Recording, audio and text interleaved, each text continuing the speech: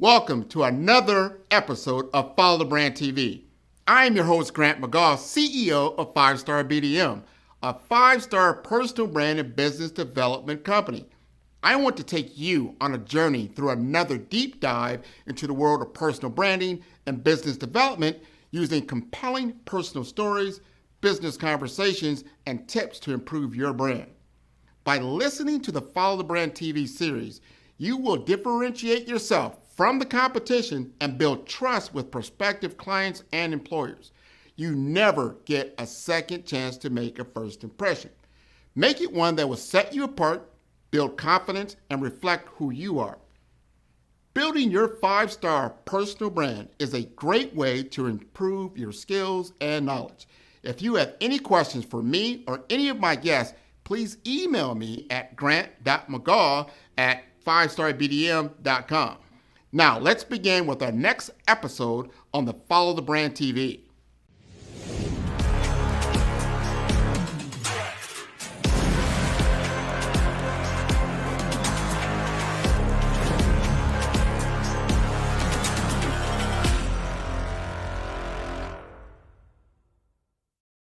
Five-Star BDM, Brand Development Masters, is a professional consulting and advisory group keenly focused on business development services for the small to mid-sized business and entrepreneurs. Although every business is unique, they often share business development challenges that can be addressed through smart branding. Services include process improvement and operations, digital strategy and transformation, business intelligence, digital marketing, and personal branding. Our business and personal branding company has helped a number of professionals and organizations to optimize and grow. This results in more business, more opportunities, better reach, positive outcomes. Visit www.5starbdm.com today to learn more.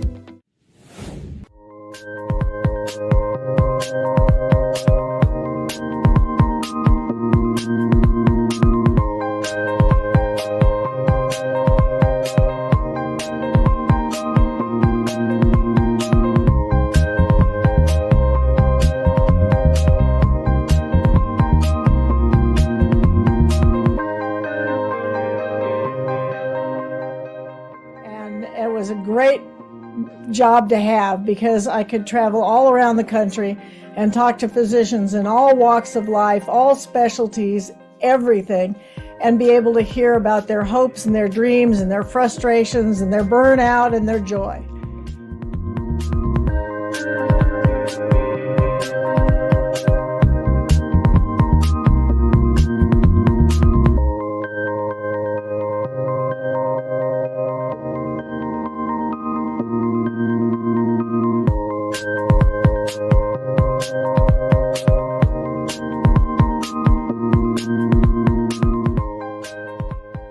Doctors link arms for the benefit of patients. We are an incredibly powerful voice.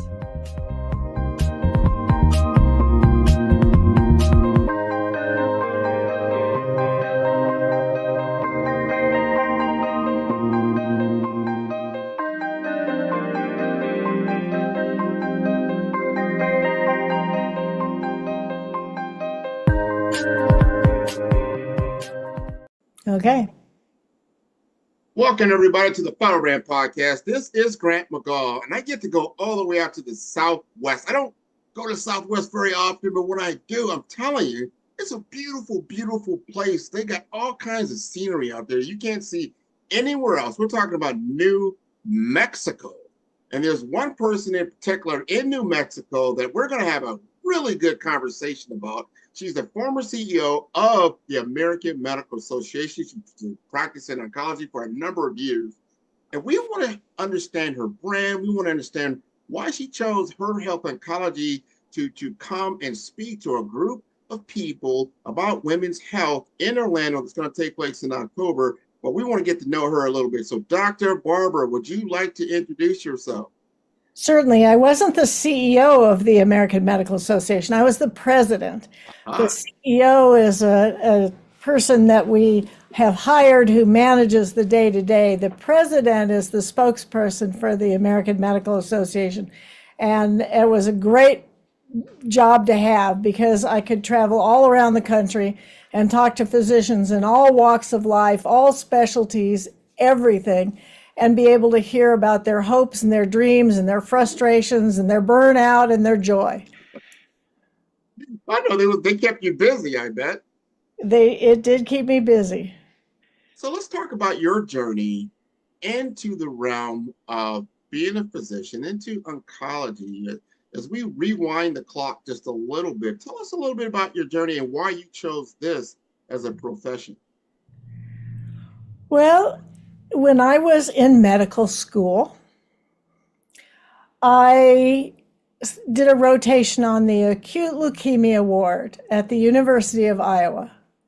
And I fell in love with every patient I took care of.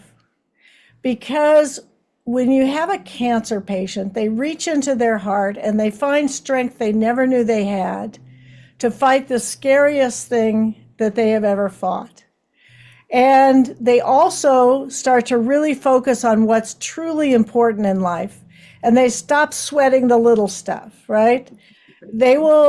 Cancer patients would tell me, even as a medical student, their hopes and dreams and what they were afraid of and what they wished they'd done differently throughout their lives.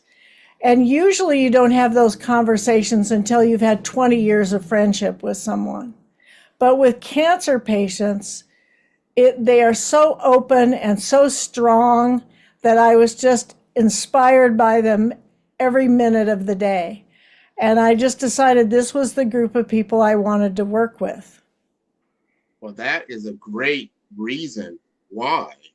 And I agree with you. There's those things, and when you're at your most vulnerable, and you start to take away some of the things that we probably take advantage or disadvantage of on a daily basis about, these little nicks and knacks that are going on in life's journey. But when you're facing you're having a near-death experience, basically. You don't know exactly when it's going to happen. You take off the gloves, right? So there's no bar, nothing's barring you from saying whatever it may be. And when you find that special place in your heart and you begin to speak from that location, and I've seen a lot of people do that. I think it's so impressive. They say, wow, you're at, a very vulnerable time. Time is precious. And you're sharing with me some very good intimacy. Maybe it's for me to understand how I can live my life better and move forward. I think that is wonderful. So you got into leadership, but before we even go there, I want you to tell us a little bit more, because you do some things around hematology. I don't think a lot of people know what that is. Well, most oncologists are board certified in both medical hematology and medical oncology. And oncology rose out of hematology because the first cancers that we were able to treat were the blood cancers, lymphomas, leukemias, etc. And solid tumors were harder. And so it took a while for oncology to branch out of hematology. But a lot of us will do both. And I started out in my career, I wanted to take care of every cancer patient in New Mexico. Obviously, that's impossible, but that's what I wanted. But then you start to, after you spend a few years, like 10 or 15, really trying to be the best cancer doctor you can be, you start to see patterns in things. And that's when you start to develop leadership, saying, I can see some of the root causes of what we are facing here, and we need to address those as well. And for me, that's what stimulated leadership. For example, when I was a brand new baby oncologist, and I just had seen a consultation in the hospital, I did a consultation for a gentleman who was 45 years old and had metastatic lung cancer. Brand new diagnosis, but it was clearly incurable. And I was down in the doctor's lounge after seeing this, kind of recuperating and clutching my cup of coffee. And I was ranting to some other doctors about why on earth do we sell a product that when you use it the way you're supposed to on the package insert, it kills you. And so I'm referring, of course, to tobacco. And a crusty old urologist came over to me. He heard this. And he said, well, are you just going to sit there complaining or are you going to do something? And I said, I'm one doctor. What can I do? He said, well, I'm appointing you. I'm president of the State Medical Society, and I'm appointing you to a committee of people who are interested in trying to curb tobacco use, prevent kids from getting hooked on it, help adults get off tobacco, and see if we can't prevent some of these cancers and heart disease and low birth weight babies and all the other problems that tobacco causes. So I'm appointing you to that committee. And so I learned from that when doctors link arms for the benefit of patients, we are an incredibly powerful voice. And it takes a long time, but 10 years later, New Mexico had a Clean Indoor Air Act for the entire state, where people have to go huddle outside to smoke. And our smoking rates have dropped considerably from that. And I learned from that leadership means getting in there and doing the work, leading by example, but having the vision of what it is you want to try to accomplish, and then pushing forward for that.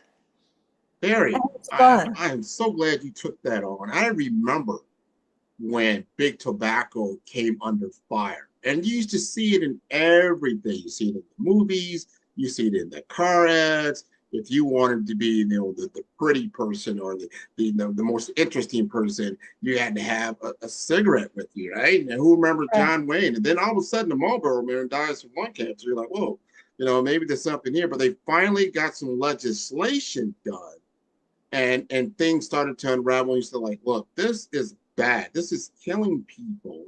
We need to really get the message out here. This is not a good product. And I think there's other products even out there right now that we may not be aware of that are critical, especially when it comes to diet, exercise. These things can lead to like an oncology episode or something to like that effect, because your immune system could be compromised. Just talk to us a little bit more about the things that you're seeing now, and then some of the innovations that you believe could possibly be impactful. Well, for medical innovations, obviously learning what genes mutate that make a cancer cell different from a normal cell. If you have a breast cell and it's sitting there doing what a breast cell is supposed to do, it grows, and then when it gets older, it dies off. If it mutates and becomes a cancer cell, it doesn't die off, it just grows and grows and grows. And so now, as we start to learn, what are those mutations that occurred in that cell, in that cancer cell's DNA, that led it to become immortal, to let it become invasive? Now we can take some of those genes and we can target drugs to block them. And this is a way to use the body's own immune system to fight cancer.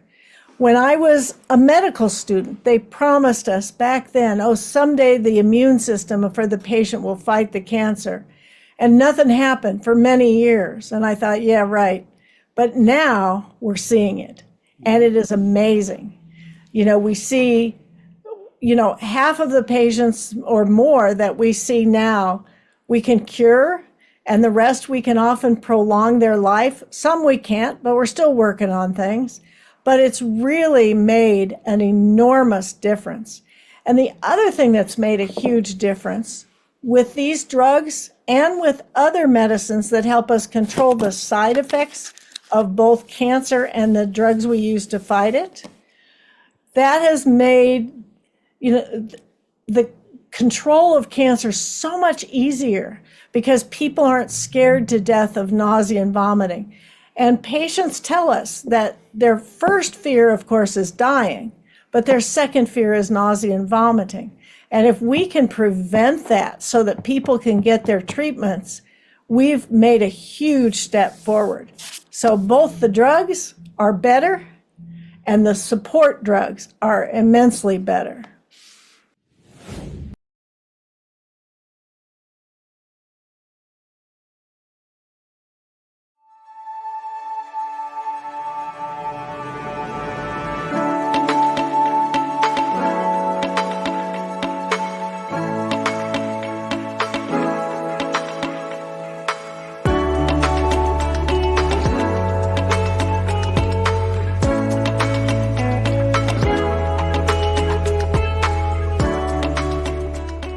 Field that I'm in right now, which is digital pathology, it's an emerging field.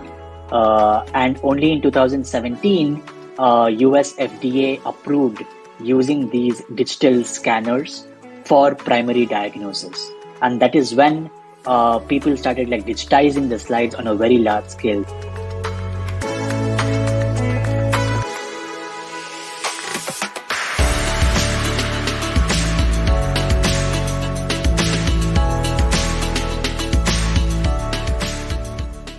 Similarly, in the field of cancer as well, it is not just these features, but it is the spatial arrangement of those features which matters a lot in diagnosing, the cancer type.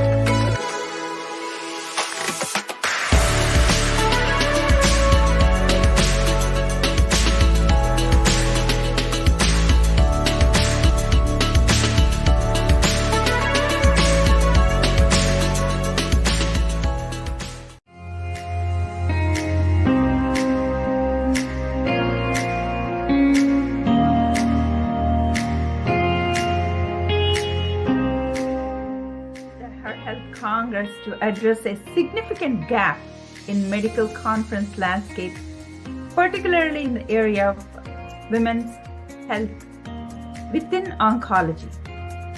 We recognized there was a need for a specialized platform where healthcare professionals could focus on unique challenges and emerging trends in this field.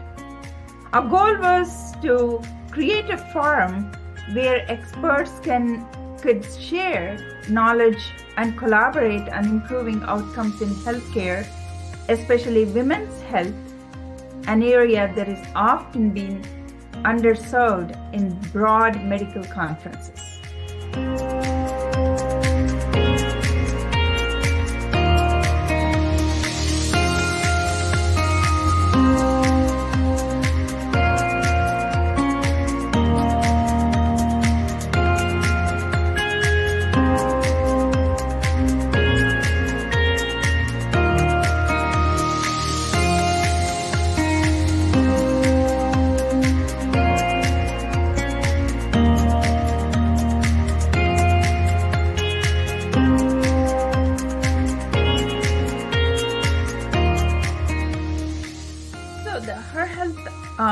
Oncology Congress stand out because it offers highly specialized focus on women's health oncology.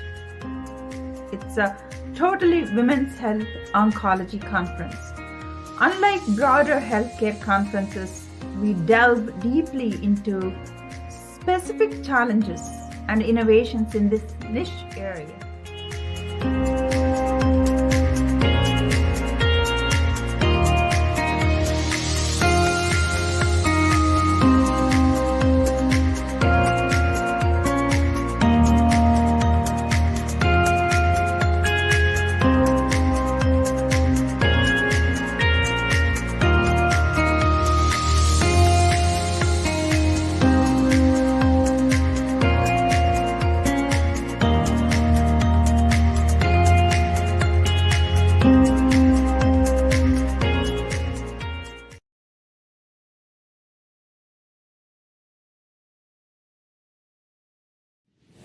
Yeah, it used to be, when you got the big C, you got the big C and everybody knew that was pretty much, it could be over. And you hear a lot of people now that, the cancer's in remission or even if they're in a stage 3, stage 4, they fight on. And sometimes, they get a diagnosis and you get 6 months, and now it's been 6 years. So there's other things that are happening that were before maybe not so much. So I like this. Now, here's the question. As we look at the population of people, and you see this, from your lens, when you start talking about, health equity, you start talking about accessibility and affordability, are those kinds of treatments and diagnosis reaching the greater population or only a few? What do you think? I don't think it's reaching as many as it should. And I think there's several factors that we need to think about as a country for this. Well, the first one is there's a shortage of physicians. Almost 20 years ago now, the American Society of Clinical Oncology did a study looking at whether or not we were training enough cancer doctors that every patient with cancer could see a cancer specialist.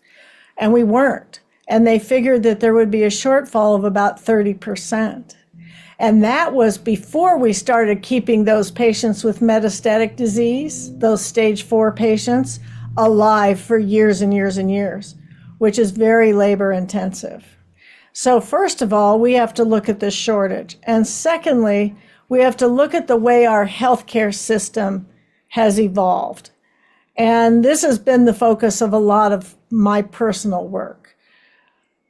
Our healthcare system, unfortunately, is perfectly designed to make large corporate entities a lot of money and power. Big corporate hospitals, insurance companies, pharmaceutical manufacturers, pharmacy benefit managers, a bunch of consulting firms, they are making a lot of money on healthcare, but it is increasingly hard to actually get healthcare to people, particularly poor people, particularly disadvantaged people, people of color, people who do not have the resources to go out and advocate well for themselves. So I think we have a long way to do, but I think that we've got to unstack those odds, because I didn't go into medicine to make a big corporation CEO make millions of dollars in salary. That was just not high on my list of things I was interested in doing. I went into medicine because I wanted to take care of people. It's one of the reasons I came to New Mexico, actually. Because coming to New Mexico, which is a majority-minority state, where we not just have diversity, but we cherish it and enjoy it and support it, and that this was a community where there was a huge need. That's why I came here. It wasn't to make corporate CEOs wealthy. So I think we need to a bit get back to those roots and look at our mission to figure out what do we want out of healthcare in the country. The other issues is just geographic. If you live, 40% of Americans live in a rural area.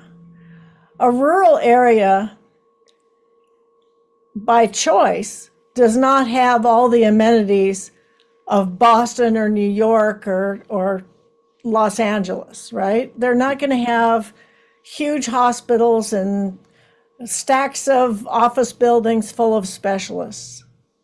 And so we have to figure out a way to get care out of those urban areas and get it into the rural areas, because that 40% of Americans who are rural, as well as the people who live in the disadvantaged areas of our cities, deserve care too.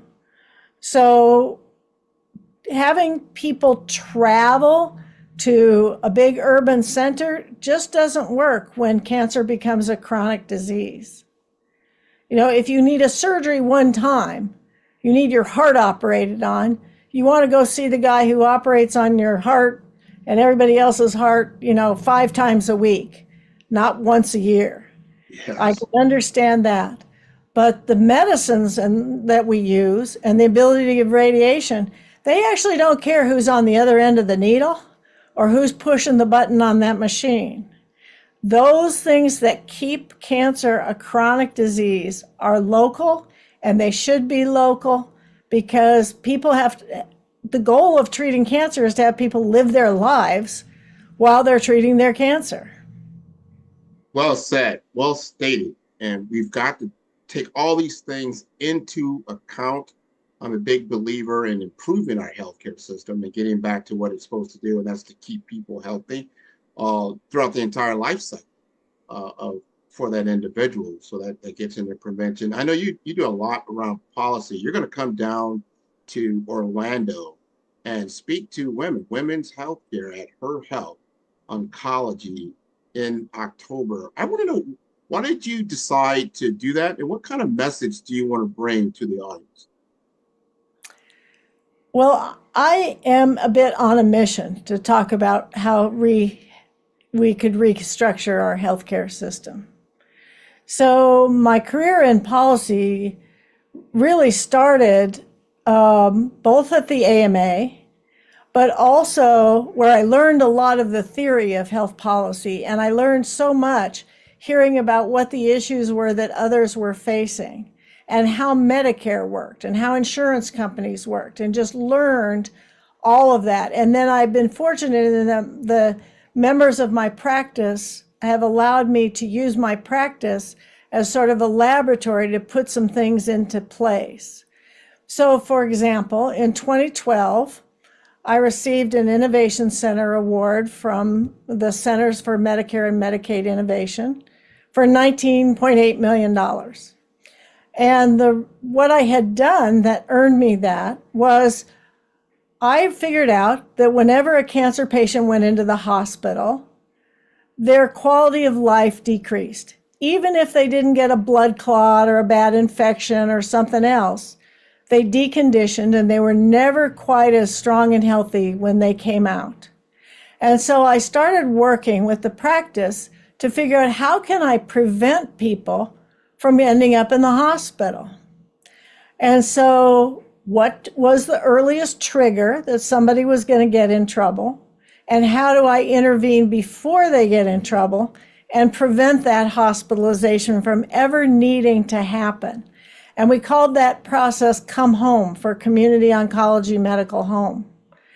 And that was actually an eye-opener for me, and actually for a lot of people in the oncology space, because if you pay attention to what's going on with your patients, not just order the chemo and stop thinking about them for 3 weeks till they come back for the next dose, you can really make sure that they're doing well and that they are properly managed, their side effects are taken care of, both of the cancer and the drugs, and keep people out of the hospital. And for patients who have perhaps a limited amount of time, and certainly a limited amount of energy, spending as much time as possible in their home with the people they love, instead of in a hospital wearing those lovely gowns and having somebody poke you with a needle every morning, is a huge quality of life issue. And so that kind of led to the oncology care model and some of these other changes where people have started to focus a good bit more about that. To me, that's what health policy is. It's looking at what you can do systematically, not just the patient in front of you, but including the patient in front of you, and make lives better.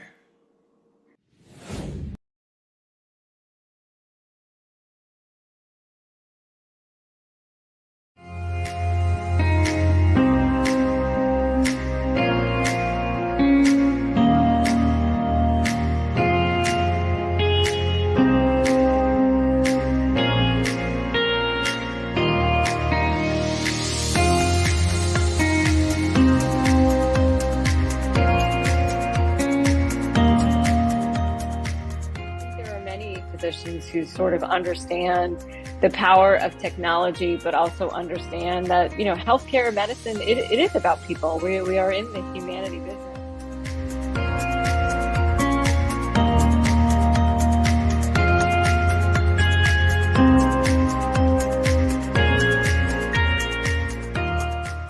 Well, look, I think myths and disinformation affects the whole industry, from the life sciences space, the med device space, the payer provider space. I think if we all tackle it together, there are ways to partner with life science companies, med tech companies, and patient advocacy groups, right?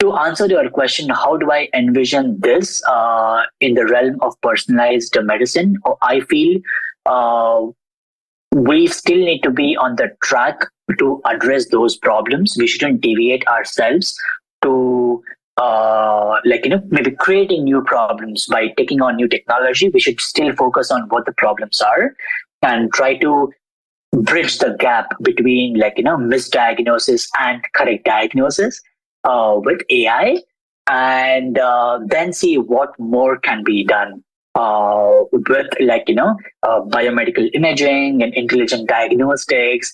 And I would say you can think global but act local. Like you can think big about personalized medicine, but then focus on what problems are there right now, and try to solve that one by one, tick it off, and then move forward in the technology.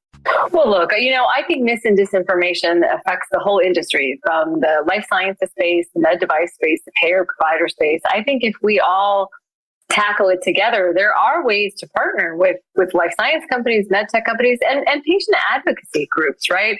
Because it does help. It does help in terms of patients being aware there are treatments, funny names being made mainstream. One of the things we saw during COVID was people, knowing the name of vaccines. That never had occurred before, right? Did you get the Pfizer shot? Did you get the J&J shot, right? That was kind of funny, humorous for doctors because no one's ever asked us that before, right? It was just the flu shot before. And so in some ways it does raise awareness. In some ways it raises education, but it always is the right balance and the right partnership. And I'll give you a simple example. So as a rheumatologist, we give some pretty complicated biologics, and there are a lot of side effects. So when the commercials say, liver disease, renal disease, and they narrate it out, it's the truth. But by having that introduced to my patient in tandem with me, then we talk about it, and I'm able to say, look, the reality is there are side effects to this drug, just like there are to Tylenol, by the way, if you look at the side effects of Tylenol. But when managed correctly, when we partner together, when we do blood work regularly, when we dose things correctly, when we monitor your symptoms, those are unlikely. The risk benefit in medicine, we always weigh the risk and the benefit. There's always risk. You cross the street, there's a risk, right? But the benefit is you get somewhere, you're going somewhere. And if you're mindful, right? Simple analogy, you look left, you look right, you look left again, you make the dash. It's unlikely, right? You're going to have that risk. So that's the important piece, is how do we actually all still empower the patient-physician relationships. And so I think there is a role for life science companies, med device companies, to empower that relationship. It really comes down to that. Same with the technology. I'll say it again. If you are not getting between the doctor and the patient, you keep the humanity in the center. And the more you can take all of the other inefficiencies in the background away, that's the key. Those are always going to be the strategies, the technology strategies that work. Those are always going to be the mis and disinformation strategies that work. And we just have to get back to basics in many ways.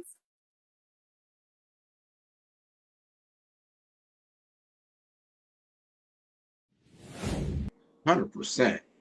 Well, I can't wait to have you come down and deliver that type of message to other oncologists. The one thing that makes this conference different is physicians talking to physicians, and they're not backed by other big pharma or medical device companies, things like that. They're having an open conversation.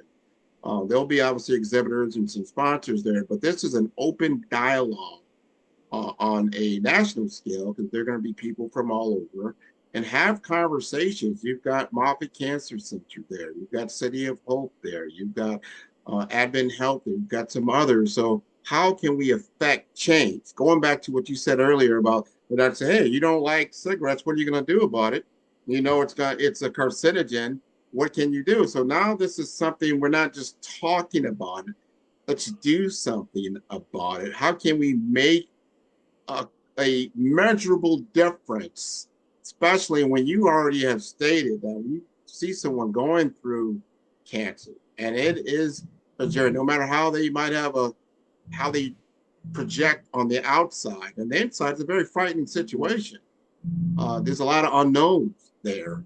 And as you just alluded to, that the treatment could be just as painful or severe as the disease, so it's a catch-22 all the way around.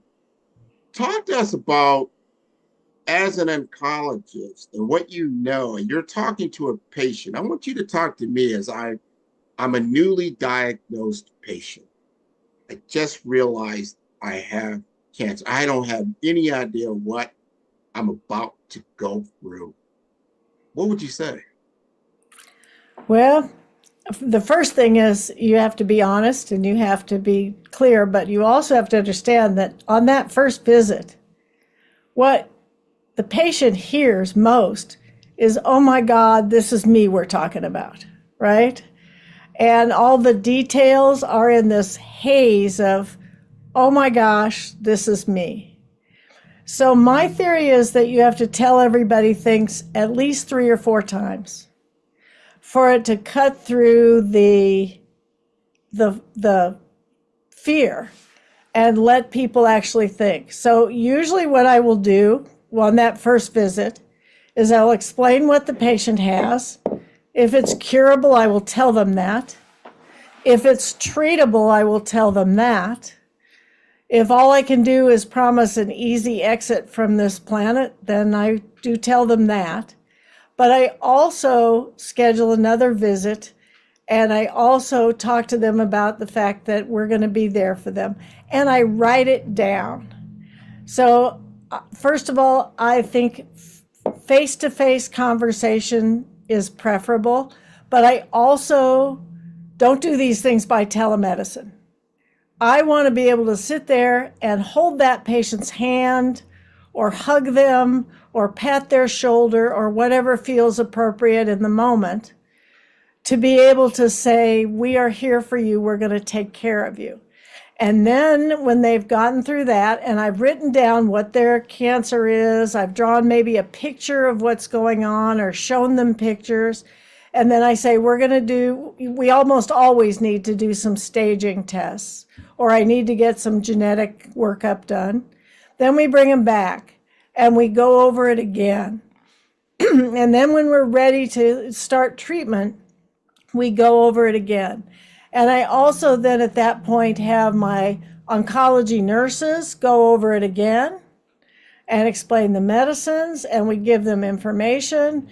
And I also tell patients that if cancer was not your major interest in life before this diagnosis, you don't have to switch your whole life around. You don't have to read every book on cancer. You don't have to listen to what everybody is telling you.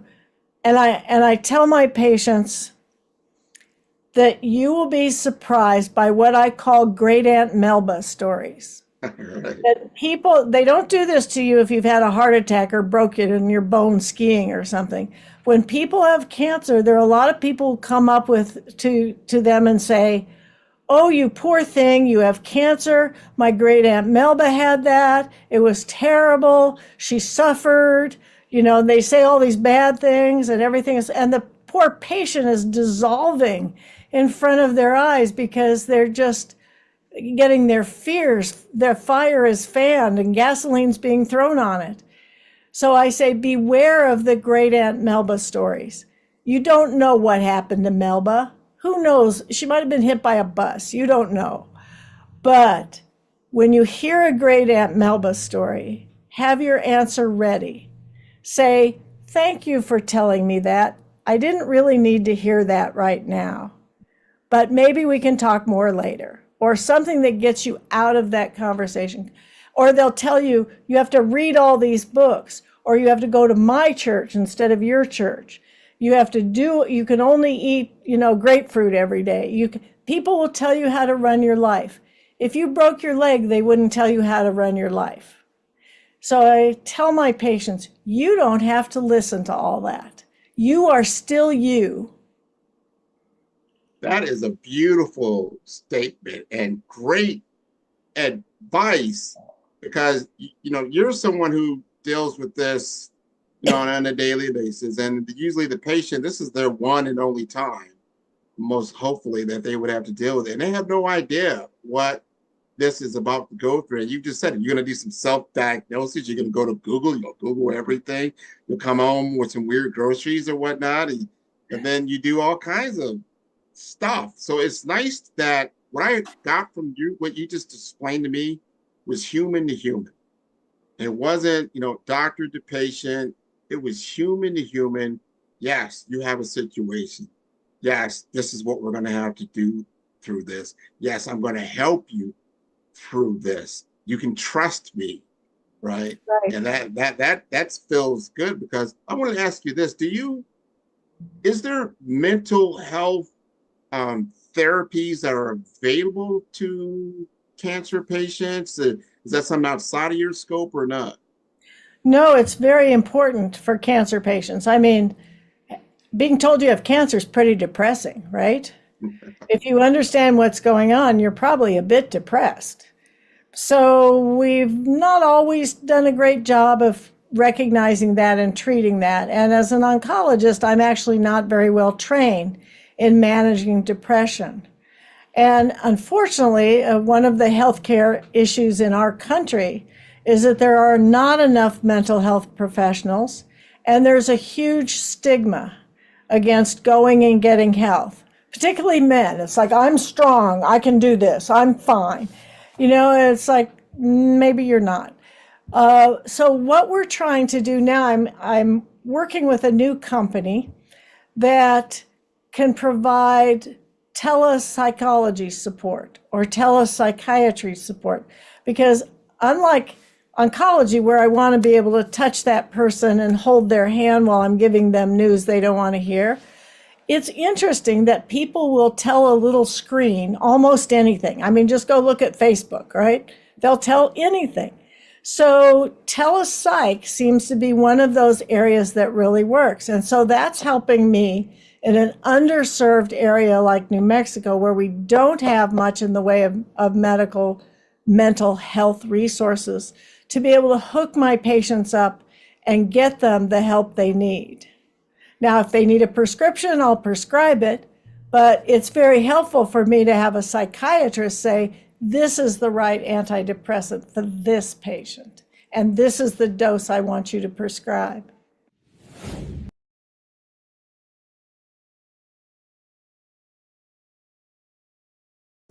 Follow the Brand TV broadcast host, Grant McGaw, as he visits with top executives and entrepreneurs to find out their secrets of success with their personal brand. Follow the Brand TV broadcast host as he focuses on brand development to build better relationships, bring value to your business, relationships, and career. You will enjoy listening to each episode that is tailored to speak to you directly. If you're looking for this type of clarity in terms of building your brand, you have tuned into the right station. Each episode will help you to shape a conversation in the 5-star BDM network of 20,000 professionals and become a springboard for your corporate engagement and business opportunities. Each guest will frame their story in the areas of personal branding, business development, career development, financial empowerment, and technology innovation. Grant McGaw explains why he is the CEO and owner of his own professional career. Grant is an accomplished business leader and entrepreneur who wants to give back to individuals to grow their personal brand strategy. Tune in as he weaves his story about new possibilities, while to you exceed expectations. If you love storytelling, this show will make for fun. Man, who's your favorite podcaster? Man, Grant, man. I love Grant's podcast. Well, who's Grant? I'm going to send you the link. I love Grant.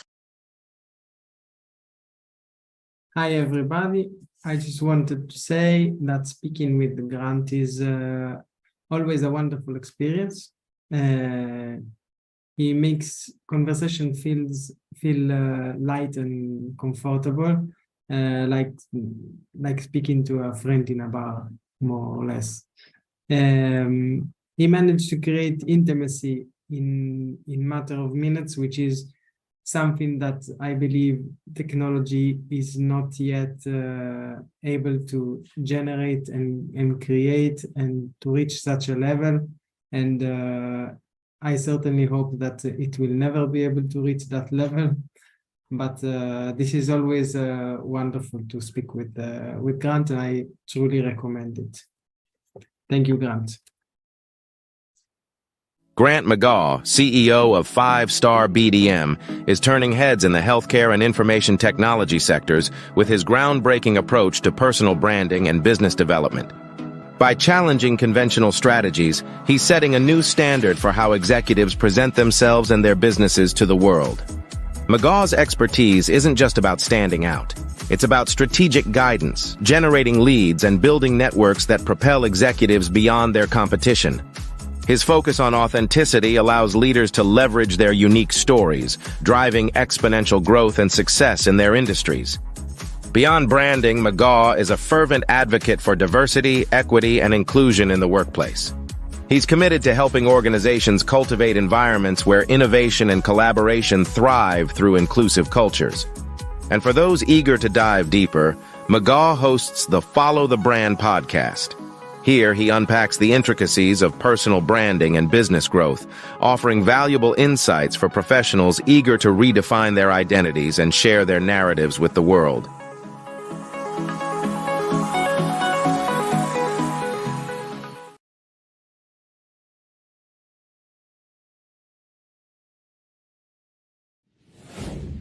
That's very important. Very important. They have to go hand in hand and look at the holistic situation that the patient is going through. And very good advice there. You're also part of an alliance. Yes. And I want you to talk to us about that. And then how do you feel the future of oncology will look, especially with all these new tools, digital tools that are coming on the scene? Well, periodically I remind myself that the profession of being a physician evolved out of the priesthood, right? I don't think we're going to be replaced by an app.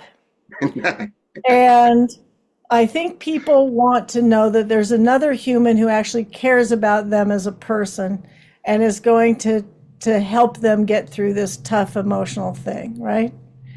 So I also think that there's a right size to practices. This will not be popular at the Her Health conference, but I will say it anyway.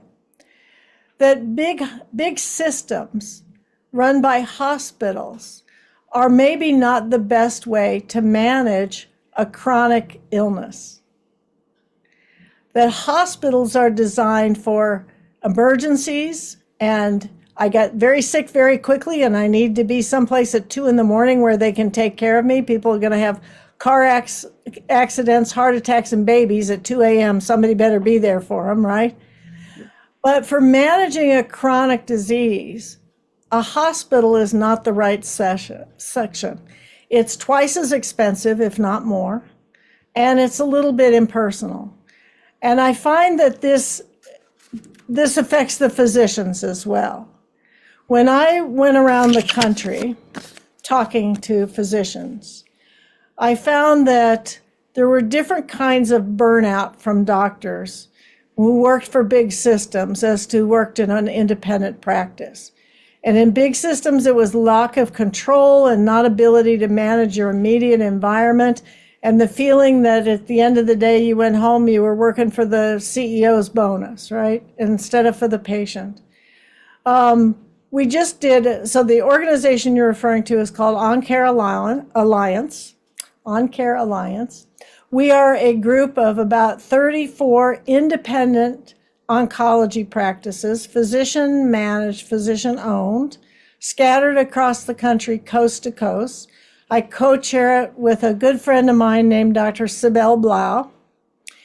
And what we are doing is helping those independent practices find best practices, be able to do research together, to learn to use data to improve what they do, to be able to do purchasing together, to survive the economics of healthcare together, and to be able to have a foundation to help patients with the non-medical needs that they face, back to the social determinants of health, and to educate the younger physicians in our practices how to manage a practice. So it's a very collegial group of like-minded practices. And we actually did the AMA burnout survey for a subset of those practices and discovered that they scored about 10 to 15 points better on the burnout scale than the physicians who were employed by big hospitals. So I think there's a message there. And if a physician's burnt out, the first thing that goes is their empathy toward a patient. And you can't do this work without being able to see the world from your patient's eyes. And if you lose empathy, you've lost everything. So I think our job now is to give both doctors and patients options, to make sure that independent practice is available for managing cancer as a chronic disease in the communities where people live.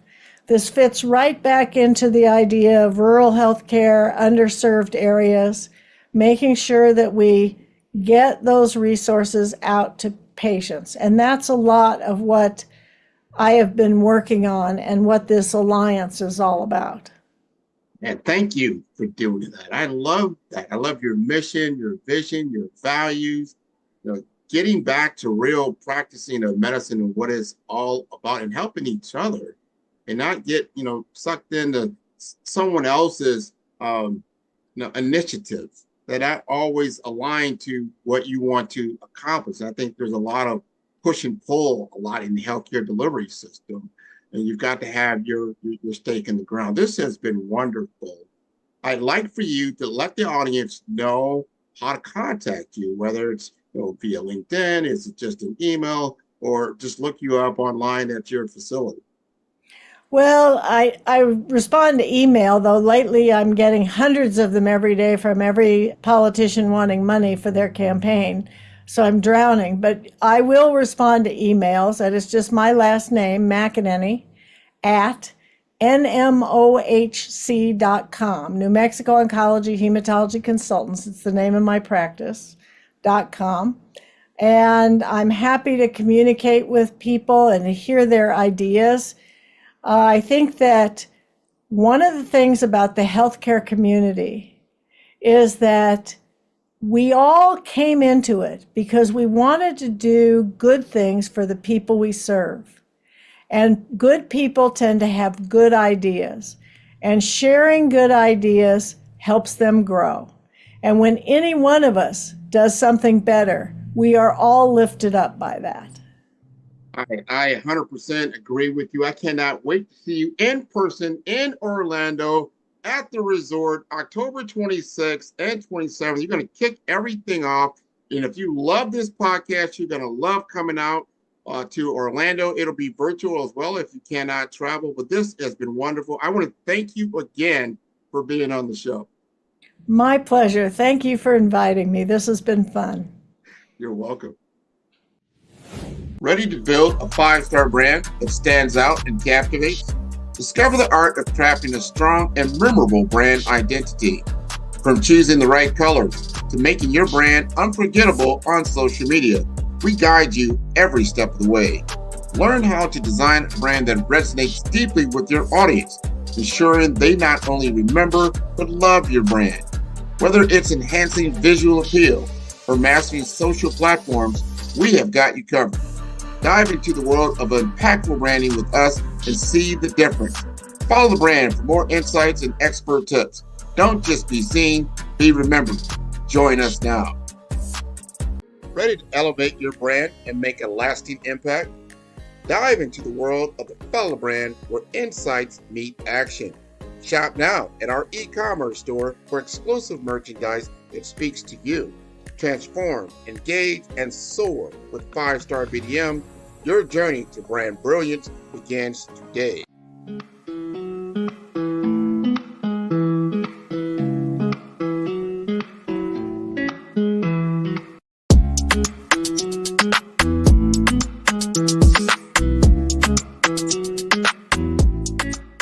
This is an exciting time to be in digital marketing with the advent, the explosion of generative AI chatbots, better known as ChatGPT. There's Bard, there's Claude, there's all kinds of this new one came out called Gemini. There's so many different tools that really what it comes down to is that it's made my business more precise. I can do things more quicker, I would say, and to elevate my brand messaging to a level that allows me to be as creative as possible.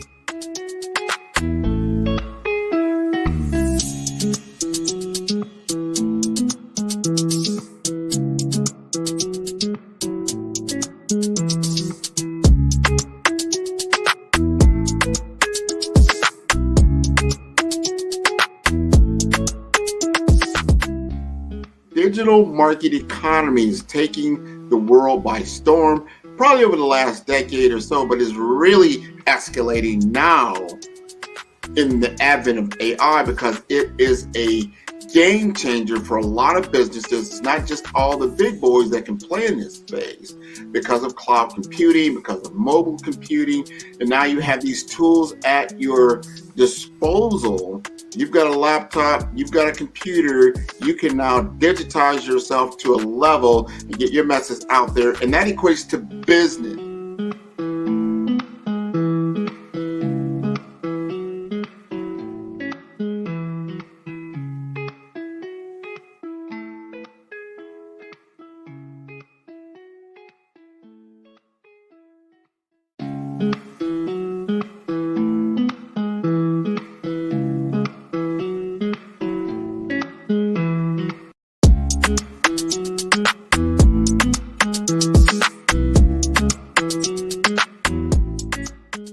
Welcome to our TV network, your ultimate destination for all things exciting and essential. From mouth-watering food to the latest in fashion, health, education, music, movies, and news, plus thrilling sports and breathtaking travel. Our TV network brings it all to you. Tune in today and experience the best of every world, all in one place, rtv.network.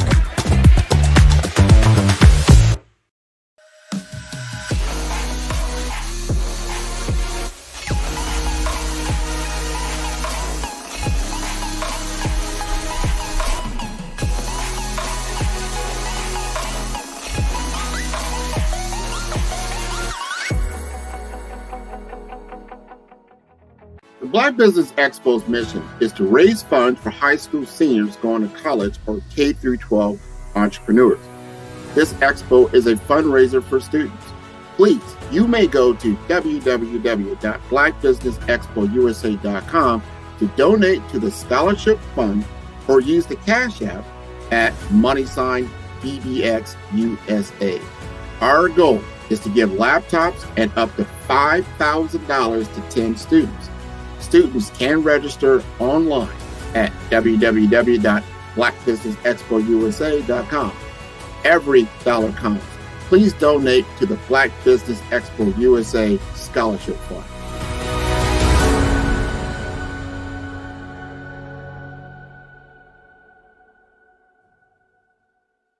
Tune in for our next show or click on our website at www.5starbdm/followthebrandtv. Thank you.